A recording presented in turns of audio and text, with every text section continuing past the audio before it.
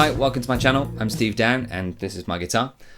We're in a series looking at John Scofield's Hottentot. This is the second video. If you want to get a full experience of the tune and learn everything, then head back over to the first video.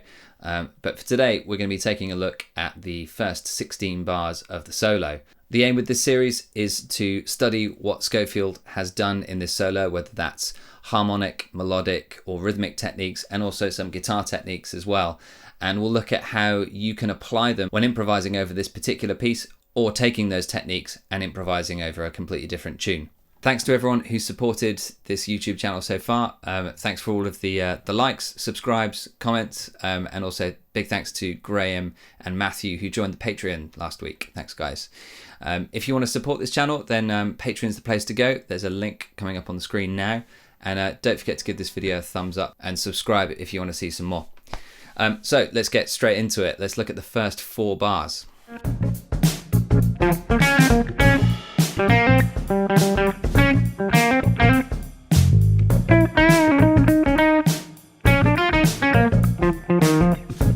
So the structure of this solo is an A section, which is fairly long and open-ended, followed by a B section that was probably cued by Scofield in the studio and is also cued live. The chord that's under the A section is just one chord. It's a B flat 7 sharp 9. The way that Scofield voices it live is like this. And he usually adds that little bit in when he's introducing the tune live on stage. On the record though, it's actually Medeski that is doing that particular figure. But it's useful to learn if you're going to be in a jam session and you want to either play along with a Hammond player, or if you don't have a Hammond player and you're playing it with 2 guitars, or even just 1 guitar. So it's useful learning some of this stuff. So the A section itself, fairly open-ended, and then we've got the B section, and then after that B section, Scofield hands over to Medeski for his solo. This A section being quite open-ended, I've split it up into 16 bars for this video, and then we'll do 2 more videos looking at the next 16 bars and then 8 bars after that before we take a look at the B section. So the chord that's underneath, B flat 7 sharp 9, that's the way that we're voicing it there. You can also voice it here or up here. So the chord B flat 7 sharp 9 has a minor third and a major third in it, so it's fairly dissonant. So you've got a D flat and a D natural. And Scofield actually exploits this minor and major tension. He goes between the 2, minor and major, in his solo. And this is something that Robin Ford does. It's something that Larry Carlton does. It's even something that Eric Clapton does. Take a look at Sunshine of Your Love, the solo from that, and you'll see Clapton moving between the D blues scale, the D minor blues scale, and also the D major pentatonic scale, which is pretty cool and creates this really cool tense feeling. And it's really good for creating some interest in your solo when you've got a really open-ended section, just like in this, and also like Clapton had in Sunshine of Your Love. That solo section was fairly open-ended. There wasn't a lot going on, so he had to create that interest, and that's what Scofield's doing here. So he starts off with this particular figure, and then he moves into more of a major tonality. Now, you could say that that's a Dorian scale. This is a Dorian scale.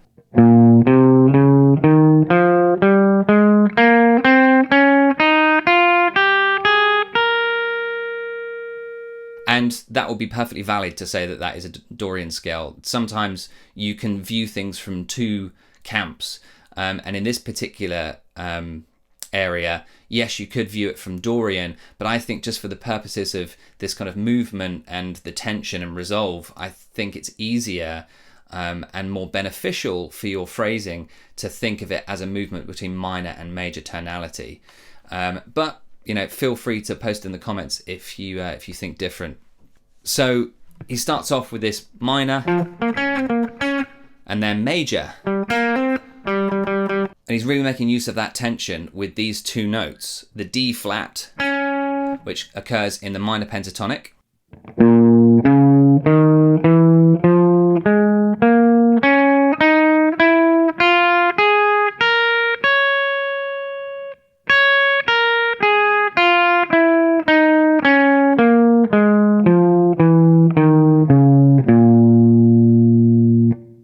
and the G, which occurs naturally in the major pentatonic.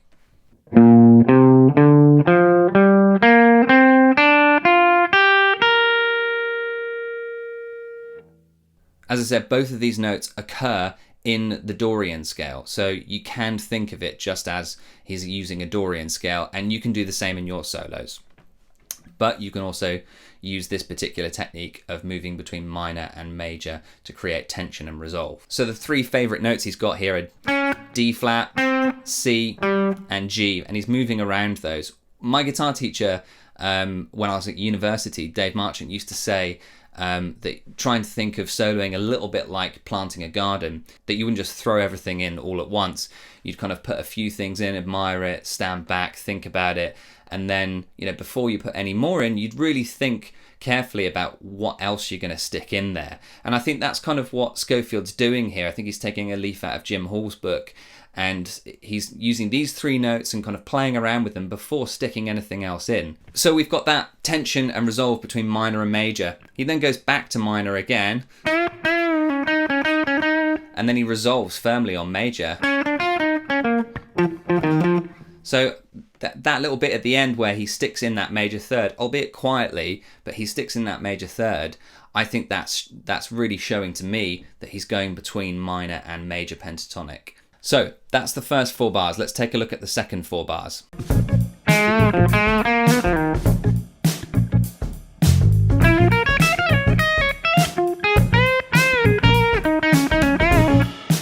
So these next 4 bars here, this is where I think it's really obvious that he's using 4-bar phrases. Now, phrases is a unit of music that makes sense, and it's made up of groups of figures or motifs. And in this case, I kind of hear that Scofield's got 4-bar phrases, and they all make musical sense. And the way that I hear that he's doing it is he's making a statement, then he's developing it with a little bit of tension added in, and then he resolves it at the end. Sometimes he adds like a little bit of a question mark to be resolved at the statement of the next 4-bar phrase. But you can just tell with these little motifs that he's definitely phrasing in 4 bars. And there's something we can take away from that for our solos, because when you've got an open-ended section like this, it's really daunting and you can just meander and make no musical sense whatsoever. So I think grouping it in bars of 4 makes sense, and it's a really useful thing to do. So he starts off with this statement here, which is kind of cool because he's almost like he's kind of doing like a little 5-1 on the first statement there, because he's bending that A flat to sound like A, which kind of suggests an F chord. So it suggests a dominant chord, like he's going 5-1 from F to B flat minor, which is cool. And then he creates a little bit of tension and develops it a little bit with this really cool kind of boppy line, which is made up of a B flat minor arpeggio with a bit of blues scale at the top of it. Really, really cool line. Here it is slowly. Yeah, really, really cool line. I like that. And then he resolves it at the end, resolving back onto the B flat. And that I kind of see almost like a little bit of a question mark onto the next phrase. So statement, development or tension, and then resolve at the end. That's kind of how he's structuring these 4-bar phrases. And that's something that we see in a lot of music. You even see it in things as simple as Bar Bar Black Sheep, which is a 4-bar phrase. And you've got your statement at the beginning, and then a bit of development and some tension in the middle, and then it resolves firmly at the end. And then, even more complex, you've got this in sonata form in classical music. So usually the first movement of a symphony is in sonata form, and you'll have a statement which is your exposition, and then a development, and then at the end you'll have what's called a recapitulation, which is basically like a resolution. So that's like a macro level phrasing. But here Scofield is using a similar technique: statement, development or tension, and then resolve. So let's take a look at the next 4 bars.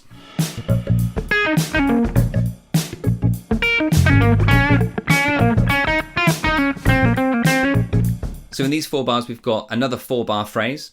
Here, he's using the repetition of a motif, and he's using a different means to deliver that. It's something called hybrid picking, where you're picking one note with your pick, and then the other note can either be picked with your middle finger or your annular finger, which is your ring finger. So you can pick the notes at the same time, like this.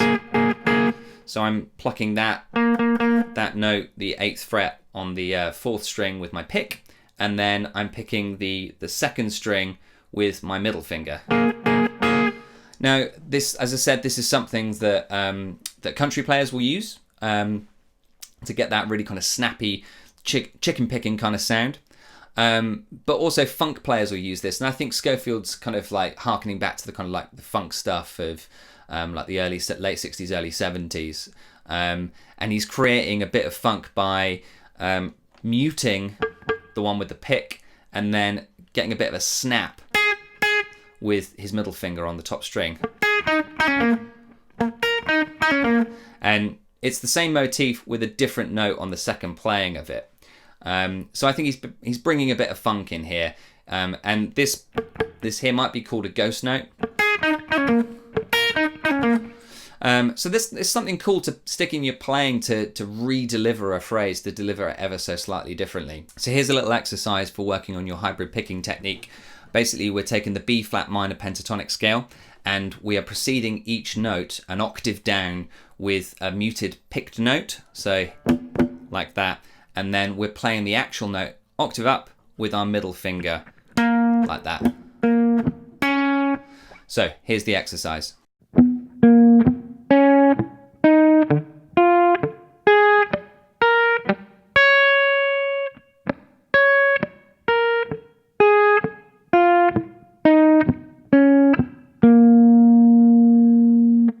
This different form of delivery using hybrid picking is really good for creating a bit of funk, using some of the ghost notes with the muted note. And then it's also really good for creating a bit of aggression in your playing as well. So in the second half of the phrase, he's finishing off with some blues scale vocabulary. And there you just got to be really careful of that pre-bend. He's bending up, pre-bending to a semitone above, to that E there. And then he finishes it off, resolving onto the minor third, which could be kind of seen as a bit of a question mark, kind of, you know, to be resolved in the next statement. So let's take a look at those 4 bars and see what he does.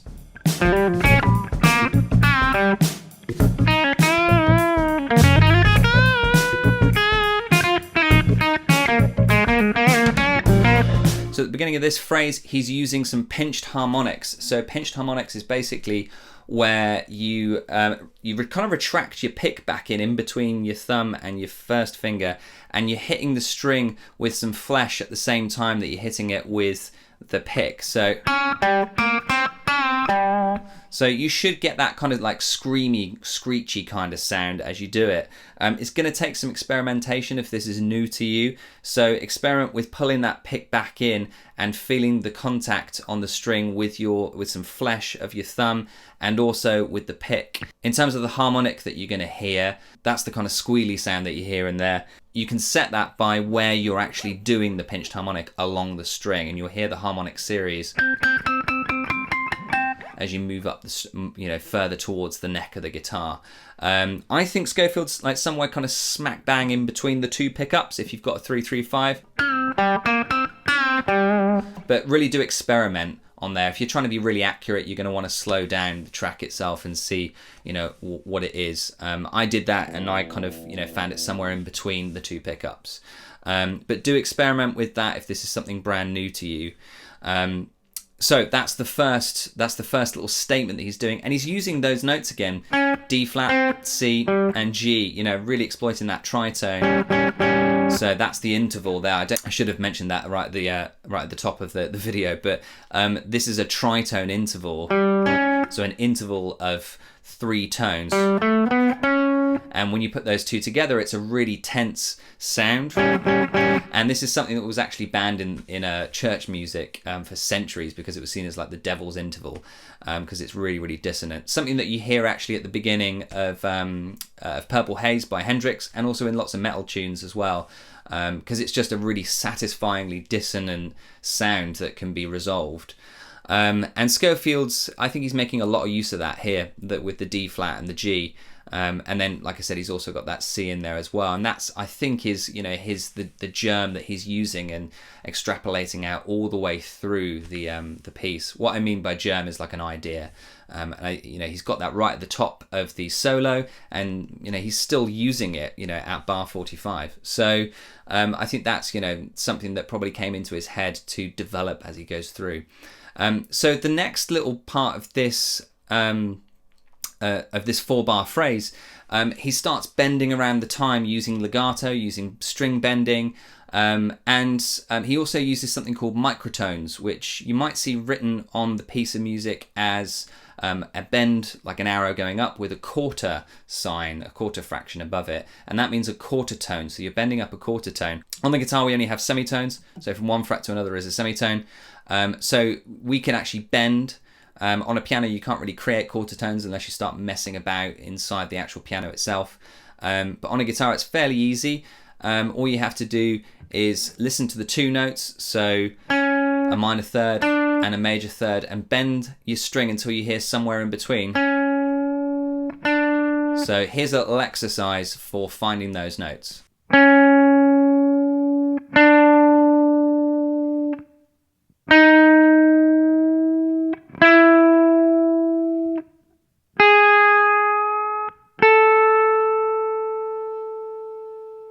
Usually the one that's most commonly used is on the minor third, and it's known as a blues curl. But I've also shown it on the fourth, going to the flat 5 or sharp 4, the blue note, and then also on the flat 7, because sometimes I hear blues guitarists like Robin Ford bending a microtone on the flat 7 and then resolving down to the 5th. And also you hear B.B. King doing that as well. This is something that Jacob Collier was actually talking about. I saw a little video where he had like a little webinar thing going on where he was talking about microtones and how it'd be great to hear that more in popular music. And I agree. But Scofield uses that loads in this particular piece, and he's using it in this particular phrase where he's pulling the time around and using these microtones to create like ultimate tension. Which he then resolves at the end. So what I would do to practice this is stick your click on so you've got something to anchor to, and then start bending the time around.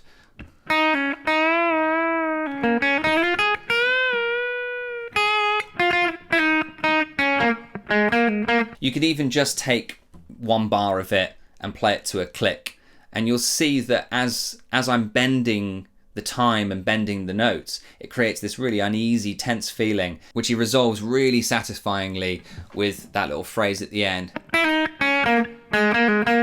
Lovely blues phrase at the end there. So get your clicks out and start experimenting with bending the time around to create some tension in your solos. So what are our takeaways from this 16-bar section of the solo? I think the first thing is that use of tension and resolve, and Scofield's using the minor pentatonic and the major pentatonic as the language for that. He's going backwards and forwards between it. Listen to Robin Ford and Larry Carlton and Eric Clapton in Sunshine of Your Love, and you'll see them using it as well. It's quite a common technique to be used, and it's something that's really useful when you've got an open-ended solo like this. Just on one chord, because you can get lost and you can meander, and I think that's why it's better seeing it as minor and major pentatonic rather than thinking of it as just purely Dorian, especially if you're just starting off with something like this. So the second thing I think should be using 4-bar phrases, which ties in nicely with the first takeaway of using major and minor pentatonic. Phrasing in 4 bars is going to help you break up this open-ended solo. It stops you from meandering and losing the thread of your idea. You can expand that to 6, 8 bars, 16-bar phrases when you feel more confident, but start with 4 bars for the time being. The third thing should be using a different technique on the guitar to deliver your phrases. So whether that's pinched harmonics or whether that's hybrid picking, if you run out of ideas and you're struggling to get an idea, you can be kind of jump-started into a different place creatively by using a different technique on the guitar. So don't blow all of those techniques at the start of your solo. Leave them till a little bit later on when you need a little bit more inspiration. I think the final thing is related to the first takeaway of tension and resolve, and that's using legato with those microtone bends, and also using the time bending as well. to be able to create some more tension in your solos. So don't forget that stuff as well. Don't just rely on harmony and melody to be able to create tension. To think rhythmically as well. So the backing track for this, and also the full transcription of this section of the solo, along with all of the examples to help you along, are all up on the Patreon channel. The link is here. Please don't forget to like and subscribe if you want to see some more, and it does help if you like it and you comment on it. I think it helps to bring it up in the rankings on YouTube so that other people can see it. So I'd really appreciate it if you could do that. And stick around if you want to learn the next 16 bars. I'll be putting up the next video next week. Find me any questions that you got about what I've covered here. Happy practicing. I'll see you next week. Bye.